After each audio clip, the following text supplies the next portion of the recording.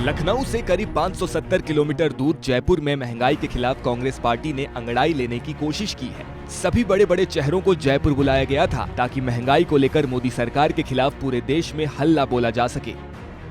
कभी गरीबी हटाओ का नारा देने वाली कांग्रेस महंगाई हटाओ के मुद्दे को लेकर जयपुर में जुटी, लेकिन जहां बात महंगाई की होनी थी, जिस जयपुर से महंगाई एक्सप्रेस को रवाना कर दिल्ली तक पहुंचाना था, वो एक्सप्रेस जयपुर में ही डिरेल हो गई।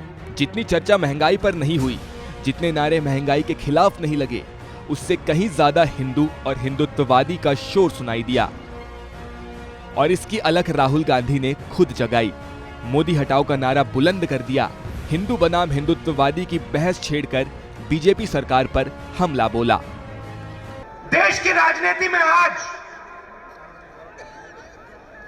दो शब्दों की टक्कर है, अलग शब्दों की। इनके मतलब अलग हैं। एक शब्द हिंदू, दूसरा शब्द हिंदुत्ववादी। ये एक चीज नहीं है, ये दो अलग शब्द हैं और इनका मतलब बिल्कुल अलग है।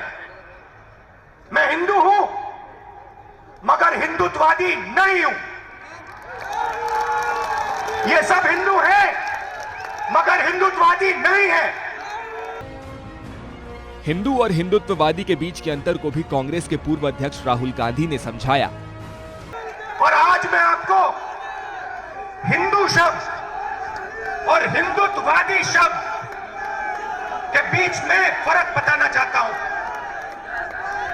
भाइयों और बहनों, महात्मा गांधी हिंदू, सही बोला?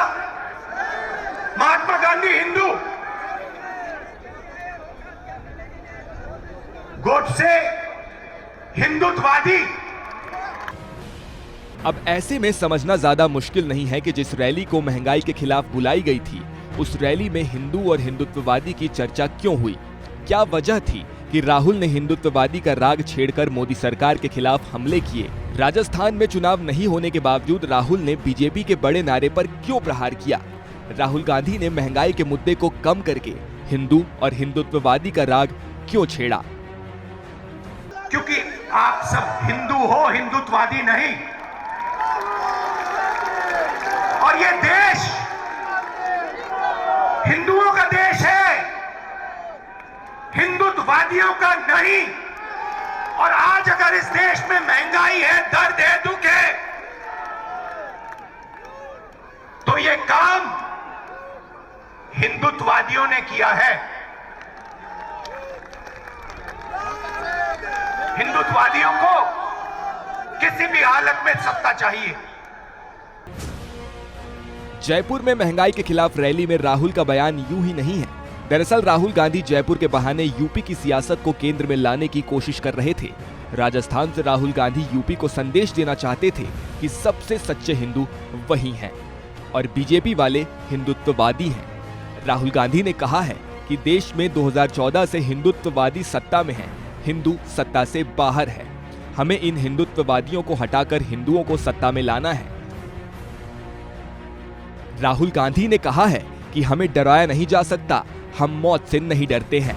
हिंदुत्ववादी को सिर्फ सत्ता चाहिए, सत्य नहीं। उनका रास्ता सत्याग्रह नहीं, सत्याग्रह है। हिंदू अपने डर का सामना करता है, वो शिव जी की तरह अपने डर को पी जाता है, लेकिन हिंदुत्ववादी भय में जीता है। चाहे कुछ भी हो जाए, हिंदू सत्य को ढूंढता है। मर जाए, कट जाए, पिस जाए, हिंदू सच को ढूंढता है। उसका रास्ता सत्याग्रह। पूरी जिंदगी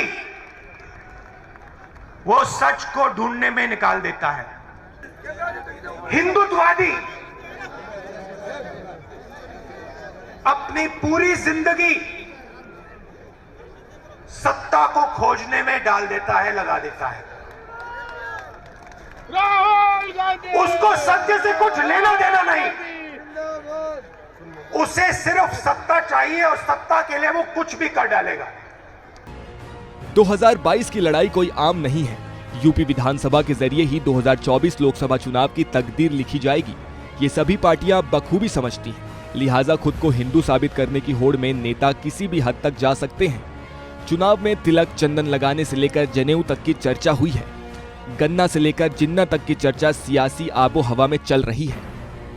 मंदिर मंदिर द्वारे द्वारे जाने की तस्वीर भी हम सब ने देखी है। यूपी में चुनाव की तारीख जैसे जैसे नजदीक आएगी, नेताओं के सारे रंग दिखेंगे। लेकिन हैरान करने वाली बात यह है कि राहुल जिस रैली में शामिल हुए उसमें महंगाई पीछे छूट गया और हिंदू और हिंदुत्ववादी की बहस फिर से केंद्र बिंदु में आ गई।